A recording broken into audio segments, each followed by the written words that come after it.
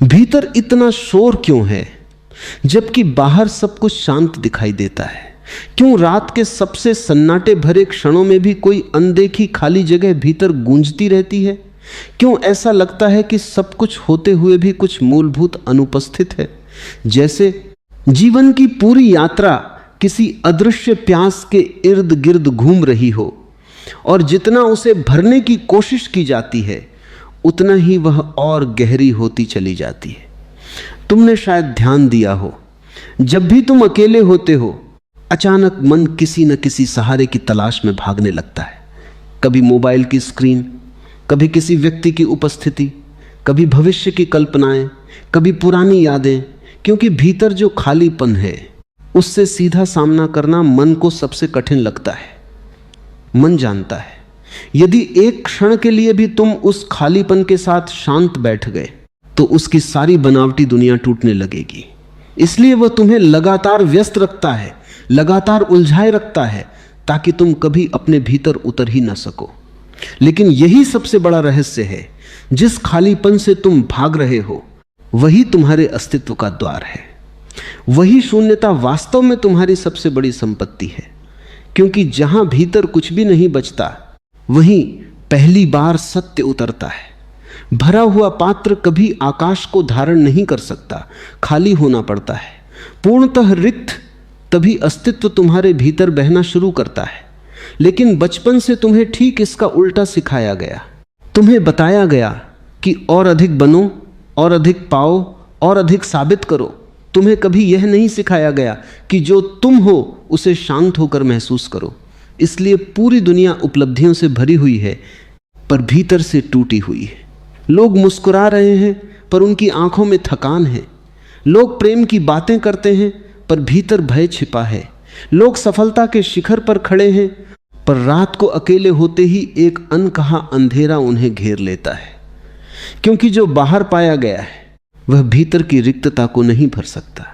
बाहर की हर उपलब्धि सीमित है और भीतर की प्यास असीम, सीमित कभी असीम को संतुष्ट नहीं कर सकता। यही कारण है कि हर इच्छा पूरी होने के बाद कुछ क्षणों की खुशी आती है और फिर वही खालीपन लौट आता है, बल्कि पहले से अधिक गहरा होकर लौटता है, क्योंकि अब एक भ्रम टूट चुका होता है। अब मन समझ जाता है कि यह भी पर्याप्त नहीं था। फिर वह नई इच्छा खोजता है, नया सपना, नया रिश्ता, नई दौड़, और जीवन इसी अंतहीन चक्र में बीत जाता है। लेकिन कभी तुमने देखा है, जब कोई इच्छा कुछ क्षणों के लिए रुक जाती है, जब मन थोड़ी देर के लिए शांत हो जाता है, तब भीतर एक बहुत सूक्ष्म शांति जन्म लेती है। वही तुम्हारा वास्तविक स्वरूप है, वही तुम्हारा मौलिक चेहरा है, पर तुम उसे पहचान नहीं पाते, क्योंकि तुम्हारी आदत केवल शोर को पहचानने की है, मौन को नहीं। और मौन हमेशा बहुत धीरे आता है। वह कभी दरवाजा तोड़कर प्रवेश नहीं करता, वह तो बस प्रतीक्षा करता है कि कब तुम थक जाओगे अपनी ही भागदौड़ से, कब तुम समझोगे कि बाहर कहीं भी वह नहीं है जिसे तुम खोज रहे हो। क्योंकि जिसे तुम खोज रहे हो वह खोजने वाला स्वयं है। तुम जितना बाहर भागते हो उतना ही स्वयं से दूर चले जाते हो और फिर वही दूरी खालीपन बन जाती है। यही कारण है कि जब तुम किसी के प्रेम में पड़ते हो, शुरुआत में लगता है जैसे सब कुछ मिल गया, क्योंकि कुछ समय के लिए मन शांत हो जाता है, इच्छाएं धीमी पड़ जाती हैं। लेकिन धीरे धीरे फिर वही बेचैनी लौट आती है, क्योंकि दूसरे व्यक्ति से तुम केवल क्षणिक विस्मरण पा सकते हो, स्वयं से मुक्ति नहीं। और जब तक स्वयं को जाना नहीं गया तब तक हर रिश्ता अधूरा रहेगा। लोग सोचते हैं कि अकेलापन समस्या है, लेकिन सच तो यह है कि अकेलेपन से भागना समस्या है। अकेलापन केवल एक दर्पण है, वह तुम्हें तुम्हारी वास्तविक स्थिति दिखाता है। और जो व्यक्ति अपने अकेलेपन के साथ शांत बैठना सीख लेता है, उसका अकेलापन धीरे धीरे एकांत में बदल जाता है। और एकांत कोई दुख नहीं है, एकांत तो सबसे बड़ा उत्सव है, क्योंकि वहीं पहली बार तुम दूसरों की अपेक्षाओं से मुक्त होते हो।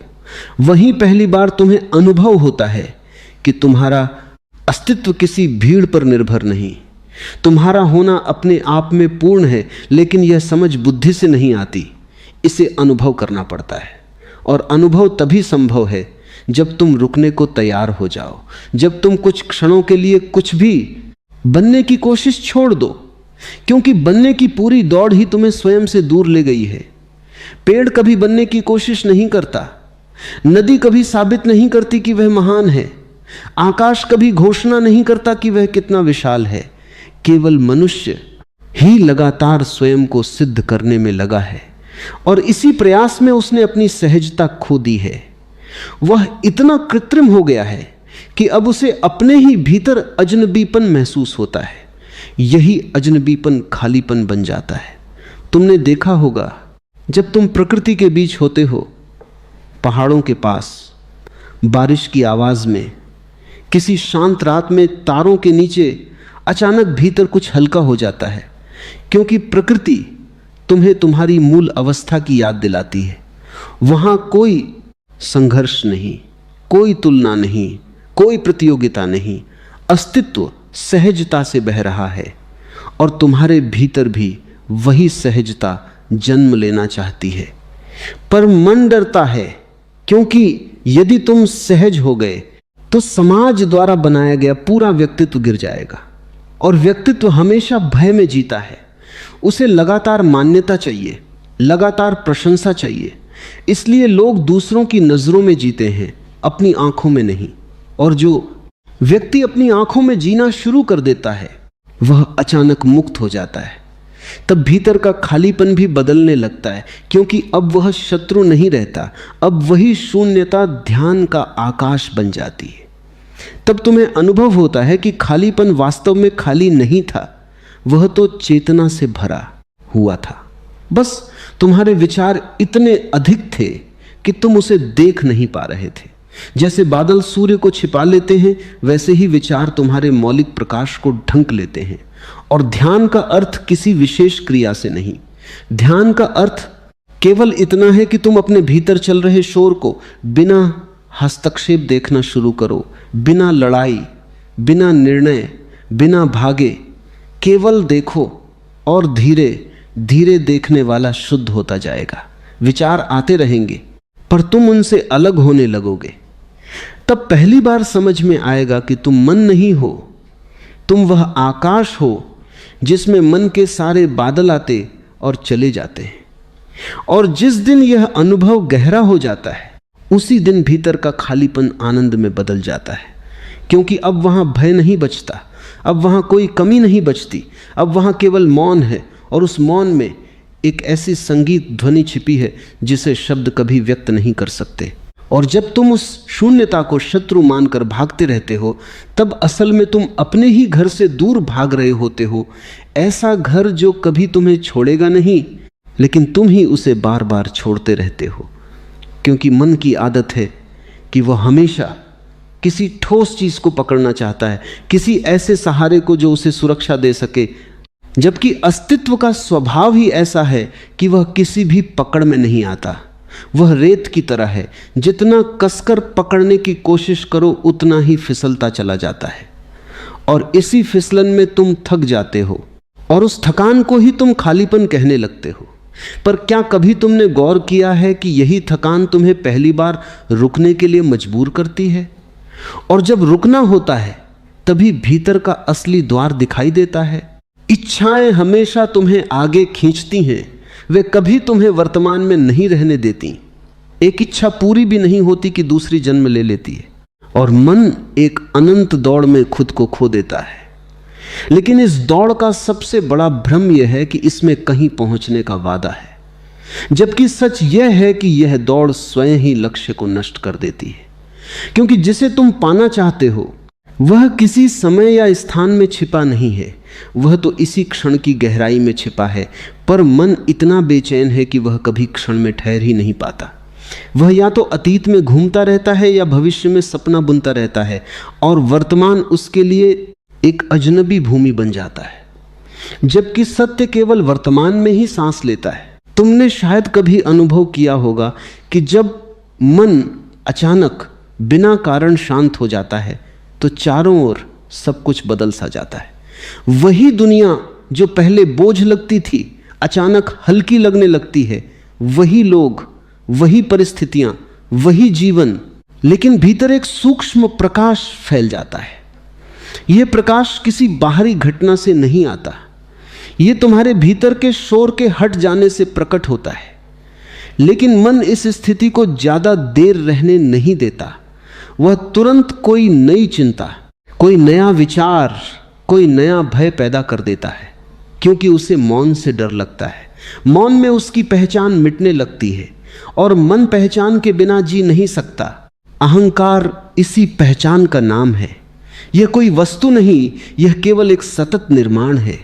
हर क्षण तुम इसे बनाए रखते हो, अपने विचारों से, अपनी उपलब्धियों से, अपने संबंधों से, अपनी तुलना से। और जितना मजबूत ये निर्माण होता है उतना ही कमजोर तुम अपने भीतर महसूस करते हो, क्योंकि अहंकार जितना बड़ा होता है उतना ही खालीपन गहरा हो जाता है। यह एक विचित्र विरोधाभास है। बाहर से भरा हुआ व्यक्ति भीतर से सबसे अधिक खाली हो सकता है, और बाहर से साधारण दिखने वाला व्यक्ति भीतर सबसे अधिक पूर्ण हो सकता है, क्योंकि पूर्णता का कोई संबंध बाहरी संचय से नहीं है। यह तो उस आंतरिक स्थिरता से जुड़ी है जहां अब कुछ पाने की दौड़ समाप्त हो जाती है।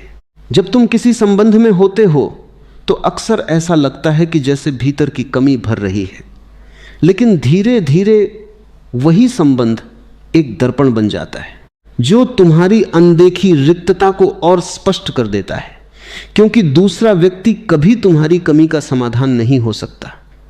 वह केवल तुम्हें तुम्हारी वास्तविक स्थिति दिखा सकता है, और यदि तुम उसे समझने के बजाय पकड़ने लगते हो तो वही संबंध पीड़ा बन जाता है।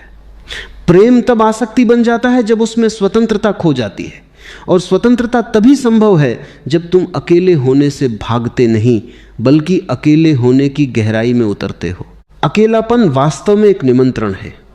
यह तुम्हें स्वयं की ओर बुलाता है, लेकिन मन इसे अस्वीकृति समझ लेता है।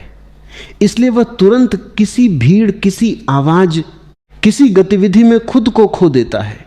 पर जो व्यक्ति इस अकेलेपन के साथ बैठना सीख लेता है, उसके भीतर एक अद्भुत परिवर्तन घटता है।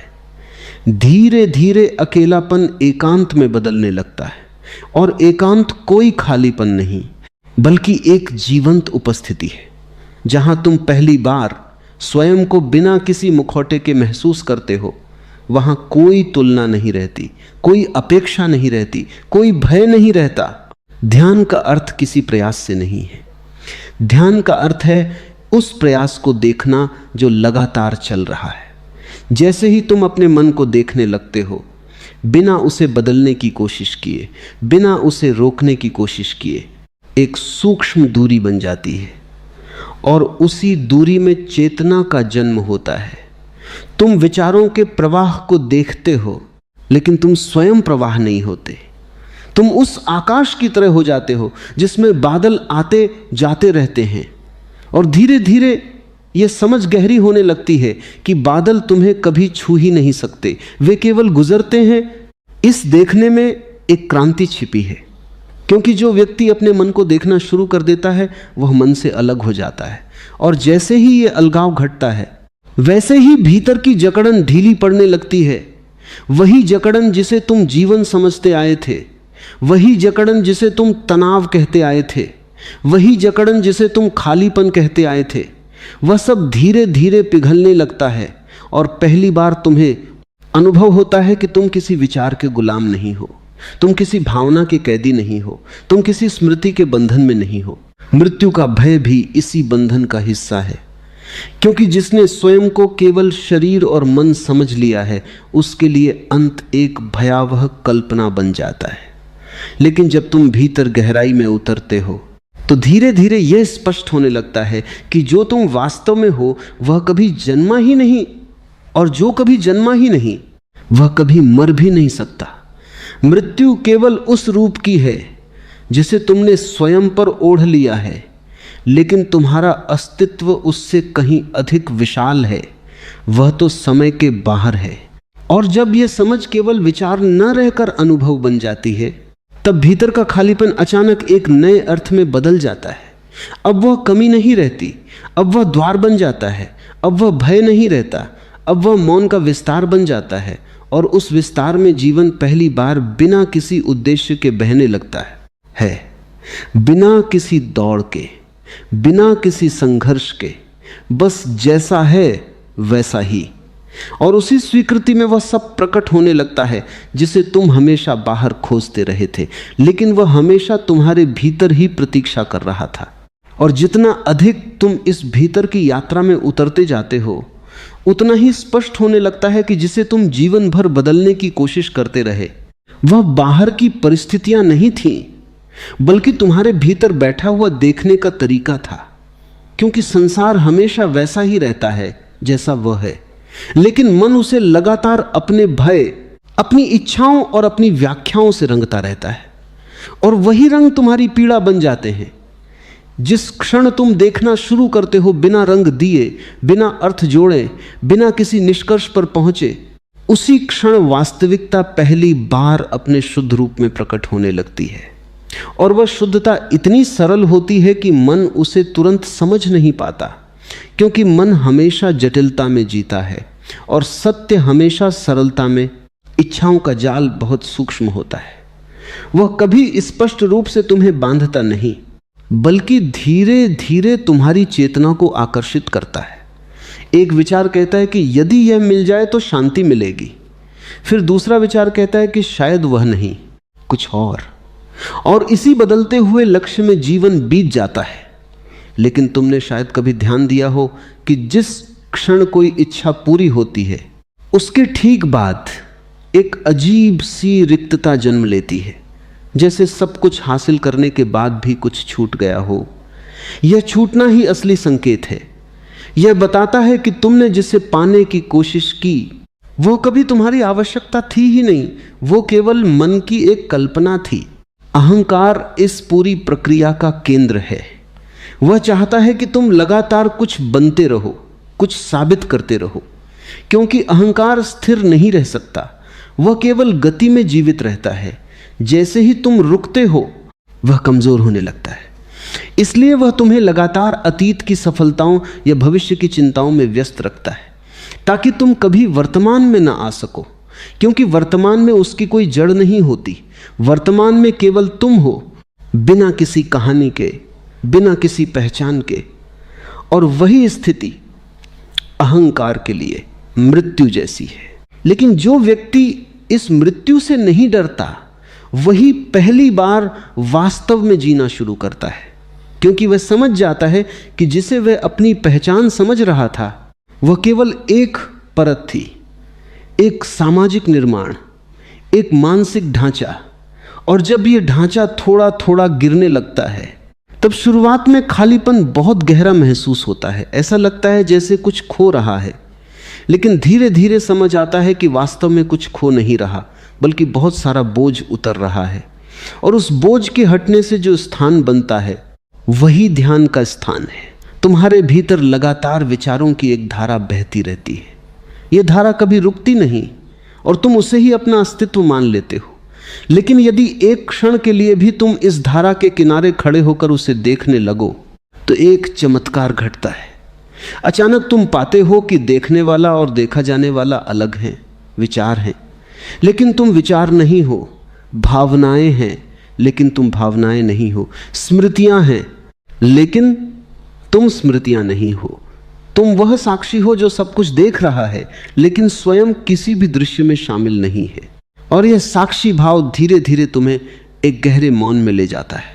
यह मौन किसी ध्वनि का अभाव नहीं है, यह एक जीवंत उपस्थिति है, जैसे पूरी अस्तित्व ऊर्जा में बदल गई हो। यहाँ कोई संघर्ष नहीं बचता, क्योंकि संघर्ष तभी होता है जब तुम किसी विचार से पहचान बनाते हो, जब तुम किसी भावना से चिपक जाते हो। लेकिन जब तुम केवल देखते हो तो कोई संघर्ष नहीं रहता, केवल प्रवाह रह जाता है। प्रेम भी इसी देखने में एक नया अर्थ ले लेता है। अब प्रेम किसी पाने की कोशिश नहीं रहता, न किसी पर अधिकार करने की चाह, बल्कि यह एक साझा अस्तित्व का अनुभव बन जाता है। जहां दो व्यक्ति नहीं रहते, बल्कि दो चेतनाएं एक ही आकाश में सांस लेती हैं और उस आकाश में कोई सीमा नहीं होती, कोई अपेक्षा नहीं होती, क्योंकि अब संबंध आवश्यकता से नहीं स्वतंत्रता से जन्म लेता है। और जो प्रेम स्वतंत्रता से जन्म लेता है वह धीरे धीरे ध्यान में बदल जाता है। तुमने शायद देखा होगा कि जब तुम किसी चीज़ को बहुत कसकर पकड़ते हो तो वह चीज़ धीरे धीरे तनाव बन जाती है, और जब तुम उसे छोड़ देते हो तो वही चीज़ सहज हो जाती है। जीवन भी ऐसा ही है, जितना तुम उसे नियंत्रित करने की कोशिश करते हो उतना ही वह भारी लगता है, और जैसे ही तुम नियंत्रण छोड़ते हो वैसे ही वह हल्का हो जाता है। यह छोड़ना हार नहीं है, यह समझ है कि जीवन पहले से ही बह रहा है, उसे तुम्हारी पकड़ की आवश्यकता नहीं है। और जब यह समझ गहरी हो जाती है तब भीतर का खालीपन एक नए प्रकार की ऊर्जा में बदलने लगता है। अब वह रिक्तता नहीं रहती, अब वह एक खुला आकाश बन जाती है जहां कोई सीमा नहीं, कोई दीवार नहीं। और उस आकाश में पहली बार तुम स्वयं को बिना किसी रूप के महसूस करते हो। ये अनुभव शब्दों से परे होता है, क्योंकि शब्द हमेशा सीमित होते हैं, और ये अनुभव असीम। मृत्यु का भय भी धीरे धीरे इसी असीमता में विलीन होने लगता है, क्योंकि अब तुम समझने लगते हो कि जो समाप्त होता दिखाई देता है वह केवल रूप है, और जो देख रहा है वह कभी प्रारंभ भी नहीं हुआ था, और जो कभी प्रारंभ नहीं हुआ वह कभी समाप्त भी नहीं होगा। यह समझ किसी तर्क से नहीं आती, यह केवल उस गहरे मौन में प्रकट होती है जहां विचार पूरी तरह शांत हो जाते हैं। और जब यह मौन स्थिर हो जाता है तब पहली बार भीतर कोई खालीपन नहीं बचता, न कोई कमी, न कोई खोज, केवल एक शांत गहरा बिना कारण का आनंद बचता है, जो किसी घटना पर निर्भर नहीं करता, जो किसी स्थिति पर निर्भर नहीं करता। वह बस है, और उसी हैपन में जीवन अपने सबसे शुद्ध रूप में प्रकट होता है। और जब यह समझ अपने सबसे सूक्ष्म स्तर तक उतरने लगती है कि तुम जिसे अब तक अपना जीवन समझते आए हो वह वास्तव में विचारों की एक सतत परत थी, तब भीतर कुछ ऐसा टूटता नहीं है जैसा मन डरता था, बल्कि एक ऐसा आवरण गिरता है जिसे तुमने वर्षों तक स्वयं को ढंकने के लिए उपयोग किया था। और उस आवरण के गिरते ही पहली बार ऐसा नहीं लगता कि तुम कुछ खो रहे हो, बल्कि यह अनुभव होता है कि जो कुछ भी खोने योग्य था वह पहले ही बहुत पहले छूट चुका था। अब केवल उसकी आदत बची थी, और आदतें हमेशा वास्तविकता का भ्रम पैदा करती हैं। मन बहुत चालाक है, वह हमेशा तुम्हें यह विश्वास दिलाता है कि तुम्हारी बेचैनी किसी बाहरी कारण से है, कि अगर परिस्थितियां बदल जाएं, लोग बदल जाएं, समय बदल जाए तो सब ठीक हो जाएगा। लेकिन यह केवल उसका सबसे पुराना धोखा है, क्योंकि परिस्थितियां कभी स्थायी नहीं रहीं, और यदि शांति बाहरी चीजों पर निर्भर होती तो वह कभी टिक ही नहीं सकती थी। असली प्रश्न कभी बाहर का नहीं रहा, असली प्रश्न हमेशा देखने वाले का रहा है, और देखने वाला जब तक अचेतन है तब तक वह हर अनुभव को विकृत करता रहेगा, चाहे वह प्रेम हो या सफलता, चाहे वो संबंध हो या अकेलापन। तुमने शायद यह देखा होगा कि जब तुम बहुत थक जाते हो तब अचानक एक अजीब सी स्पष्टता जन्म लेती है, जैसे भीतर कोई आवाज धीमी पड़ गई हो, और उसी क्षण जीवन थोड़ा सरल दिखाई देने लगता है। यह सरलता बाहर से नहीं आती, यह मन के संघर्ष के थम जाने से प्रकट होती है। लेकिन मन इस थकान को भी तुरंत भरने की कोशिश करता है। वो कहता है कि अब कुछ करना चाहिए, कुछ सुधारना चाहिए, कुछ बदलना चाहिए, क्योंकि उसके लिए स्थिरता मृत्यु जैसी है, जबकि वास्तव में स्थिरता ही जीवन का मूल स्वरूप है। जो व्यक्ति भीतर की इस स्थिरता को पहचानने लगता है उसके लिए धीरे धीरे संसार अपनी पकड़ खो देता है। चीजें वहीं रहती हैं लेकिन उनका अर्थ बदल जाता है। पहले जो घटना पीड़ा बन जाती थी अब केवल एक अनुभव रह जाती है। पहले जो अपमान लगता था अब केवल एक प्रतिक्रिया का खेल दिखाई देता है। पहले जो प्रेम निर्भरता बन जाता था अब वह एक स्वतंत्र बहाव में बदल जाता है। और यह परिवर्तन किसी प्रयास से नहीं आता, यह केवल देखने की गुणवत्ता के बदलने से आता है। अहंकार हमेशा भविष्य में रहता है, वह कभी अभी में नहीं होता, क्योंकि अभी में उसकी कोई कहानी नहीं चल सकती, अभी में वह जीवित नहीं रह सकता। इसलिए वह तुम्हें लगातार कहीं और ले जाता है और तुम उसकी इस यात्रा में इतने अभ्यस्त हो जाते हो कि तुम्हें यह भी याद नहीं रहता कि घर क्या था। घर वही क्षण है जिसमें कोई भागना नहीं है, कोई पहुंचना नहीं है, कोई बनना नहीं है, केवल होना है। लेकिन होना मन को डराता है, क्योंकि होना किसी उपलब्धि पर निर्भर नहीं, उसमें कोई प्रमाण नहीं, कोई मान्यता नहीं, कोई तुलना नहीं, और बिना इन सब के अहंकार की संरचना ढहने लगती है। इसलिए वह तुम्हें बार बार असुरक्षा का भय दिखाता है। वह कहता है कि यदि तुमने यह सब छोड़ दिया तो तुम कुछ नहीं रह जाओगे, जबकि सत्य यह है कि जो कुछ तुमने पकड़ा है वही तुम्हें कुछ नहीं रहने दे रहा। जैसे जैसे ये पकड़ ढीली पड़ती है, भीतर एक बहुत गहरा मौन जन्म लेता है। यह मौन किसी साधना का परिणाम नहीं, यह किसी अभ्यास का निष्कर्ष नहीं, यह केवल उस क्षण का स्वाभाविक विस्तार है जब मन अपनी दौड़ से थक जाता है। और जब मन थकता है तभी चेतना पहली बार स्वयं को महसूस कर पाती है। इस मौन में कोई विचार नहीं होता, फिर भी कोई रिक्तता नहीं होती। यह एक ऐसी पूर्णता होती है जिसे शब्द कभी छू नहीं सकते। यह समय अपनी गति खो देता है, क्योंकि समय विचारों के साथ चलता है, और जहां विचार नहीं वहां समय भी नहीं, केवल एक निरंतर वर्तमान रह जाता है जो न शुरू होता है न समाप्त होता है। तुमने शायद कभी महसूस किया होगा कि किसी शांत क्षण में अचानक बिना किसी कारण के भीतर हल्कापन आ जाता है, जैसे कुछ खुल गया हो, जैसे कोई बंद खिड़की अचानक हवा के लिए खुल गई हो। यही वह क्षण है जहां अस्तित्व तुम्हें याद दिलाता है कि तुम केवल शरीर नहीं हो, केवल मन नहीं हो, और न ही केवल तुम्हारी कहानी। तुम उससे कहीं अधिक व्यापक हो, इतना व्यापक कि उसे पकड़ना असंभव है।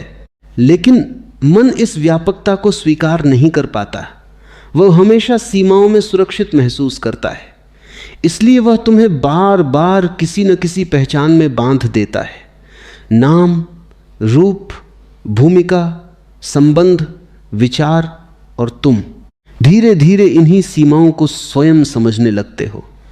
और फिर जब कभी ये सीमाएं टूटने लगती हैं तो तुम इसे संकट समझ लेते हो, जबकि वास्तव में यह मुक्ति की शुरुआत होती है। जो व्यक्ति इस टूटन को समझने लगता है उसके भीतर एक नया दृष्टिकोण जन्म लेता है। अब वह जीवन को सुधारने की कोशिश कम करता है और उसे देखने की कोशिश अधिक करता है, और देखने में ही परिवर्तन छिपा है, क्योंकि जो देखा जाता है वह धीरे धीरे अपना रूप बदल देता है बिना किसी संघर्ष के। धीरे धीरे यह स्पष्ट होने लगता है कि जीवन कोई समस्या नहीं है जिसे हल करना है, यह एक अनुभव है जिसे जीना है। लेकिन जीने का अर्थ वही नहीं है जो मन समझता है। मन के लिए जीना मतलब संग्रह, नियंत्रण और उपलब्धि, लेकिन वास्तविक जीना इसका उल्टा है।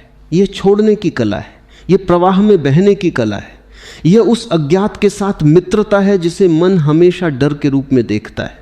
और जब यह मित्रता गहरी होने लगती है तब भीतर का खालीपन भी बदल जाता है।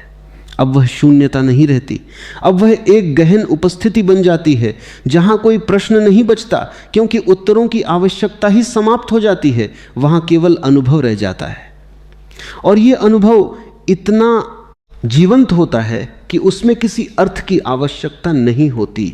मृत्यु, जो पहले सबसे बड़ा भय लगती थी, अब केवल एक परिवर्तन की तरह दिखाई देने लगती है, क्योंकि जो भीतर जागा है वह किसी रूप पर निर्भर नहीं, और जो किसी रूप पर निर्भर नहीं वह किसी अंत से प्रभावित नहीं हो सकता।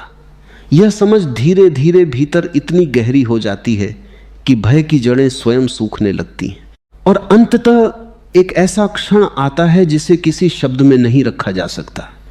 जब भीतर न कोई खोज बचती है, न कोई खोया हुआ महसूस होता है, न कोई भविष्य, न कोई अतीत, केवल एक पूर्ण, शांत, बिना कारण का अस्तित्व रह जाता है, जहां तुम और जीवन अलग नहीं रहते, जहां देखने वाला और देखा जाने वाला एक ही प्रवाह में विलीन हो जाते हैं।